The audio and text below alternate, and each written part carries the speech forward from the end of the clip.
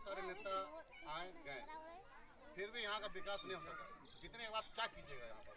देखिए सबसे पहले जो ज़रूरत की चीज़ें हैं अपने जो हमारा फंड होगा उस फंड के माध्यम से उन ज़रूरत की चीज़ों को निपटारा किया जाए। जैसे यहाँ इस क्षेत्र में देखने में आ रहा है सड़क की असुविधा है, जल की असुविधा है, और जो महत्वपूर्ण हम लोग की प्राथमिकताएं रहेंगी लोगों को रोज़गार से जोड़ना। तो हम लोग प्रयास करेंगे लघु छोटे छोटे कुटीर उद्योग की स्थापना हो सके, महिलाओं के लिए एक विशेष उनको कुछ कार्य से जोड़ा जा सके, तो इसके लिए हम लोग पहल करेंगे। और निश्चय ही जब बेहतर के तरीके के साथ बेहतर विजन से कोई लीडर अगर कहीं पहुंचता है तो उसे सहयोग करने वाले भी लोग बहुत सारे दिखते हैं। जैसे हम कुछ दिन पहले गए थे, एक आईएएस पदाधिकारी से हम बैठे थे, तो उन्होंने कहा कि अगर आपके जैसे पढ़े लिखे यूथ आएंगे तो हम लोग को भी काम करने में अच्छा लगेगा। हमारे पास दुनिया भर का डीएमटी फंड पड़ा हुआ होता है जहाँ संसद के अनुमोदन की आवश्यकता होती है, तो हम लोग काम करने में सुविधा होगी। लेकिन ऐसे लोग आते हैं कि हम लोग को भी डिस्टर्ब करते हैं, हमें काम नहीं करने देता है, और हम आईएएस आईपीएस लोग भी बदनाम हो जाते हैं कभी कभी। तो अगर पढ़े लिखे यूथ अगर लीडर के तौर पे आएंगे, विजनरी लीडर, तो काम करने में सुविधा होगी। आपका मुख्य एजेंडा क्या है? देखिए अगर मुख्य एजेंडा की बात करें तो हमारा मुख्य एजेंडा है झारखंडियत को परिभाषित करना, और झारखंड की जो पीड़ा है जिससे आज तक लोग कहीं ना कहीं सदन में जब कोई विमर्श होता है वहाँ हमारे झारखंड के विषयों को विमर्श में स्थान नहीं मिल पाता है। तो आज हमें लगता है कि झारखंड के विमर्श को वहाँ स्थान मिले। जब वहाँ चर्चा होगी तो झारखंड के जो चिंताजनक विषय हैं उन पर उनका चिंतन मंथन हो और उस पर लोगों का ध्यान आकृष्ट हो, ये हमारा प्रयास रहेगा। तोपचांची क्षेत्र में आपका जनताओं का आपका समर्थन कैसा मिलेगा? देखिए तोपचांची का हम बेटा हैं, और तोपचांची का इतिहास है कि यहाँ आखिरी बार देश आज़ाद के 5 साल बाद जब शायद लोग कहते हैं 1952 में जब चुनाव हुआ था, उस समय बेलमी के टीकाराम मांझी विधायक बने थे।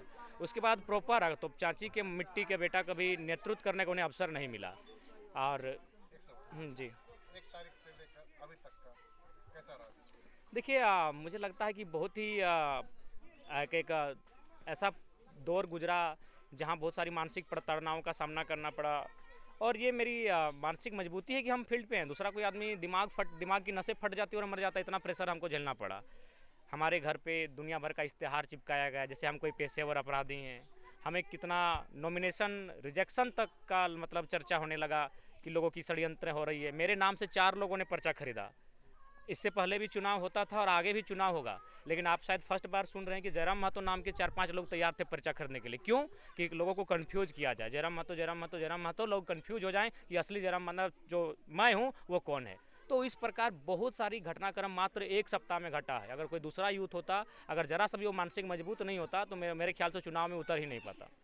क्या लगता है साजिश? आप एक बात बताइए, चंद्र प्रकाश चौधरी जी के नाम का कोई दूसरा पर्चा क्यों नहीं? मोथरा प्रसाद महतो के नाम का कोई दूसरा पर्चा क्यों नहीं? जो लड़का एक मुखिया का चुनाव नहीं लड़ा उसके नाम से 4-4 पर्चे क्यों भाई? किसकी जानकारी थी आपको? केस की जानकारी मैं पूरी निष्ठापूर्वक कहूँगा, माता काली मंदिर के सामने खड़ा हूँ, एक आस्था का केंद्र है। केस की जानकारी मुझे मिली आपका जब हजारीबाग से हम नॉमिनेशन संजय दा का करवा के निकले, तो उन्होंने टेलीफोन किया कि नगड़ी से एक टीम आई है आपको अरेस्ट करने के लिए। हमने बोला भैया ये तो आश्चर्यजनक बात है, मेरा जगन्नाथपुर थाना में केस से हमको नॉलेज है, लेकिन नगड़ी थाना में इसके नॉलेज नहीं है। आपको जो ये सैंपल जो मिला है गैस सिलेंडर से, आपको क्या आपका विजय होने के बाद ये गैस सिलेंडर के दामों में वृद्धि आएगी कि कम है? देखिए हम लोग सदन में जो ज़रूरत की चीज़ें हैं, जो किचन की चीज़ें हैं, उन पर विशेष छूट देने की अपील करेंगे, और अपना जो प्रेजेंटेशन होगा हम जो एक आम व्यक्ति की ज़रूरत की चीज़ें हैं और उन पर कटौती हो उस पर हम सदन में चर्चा करेंगे।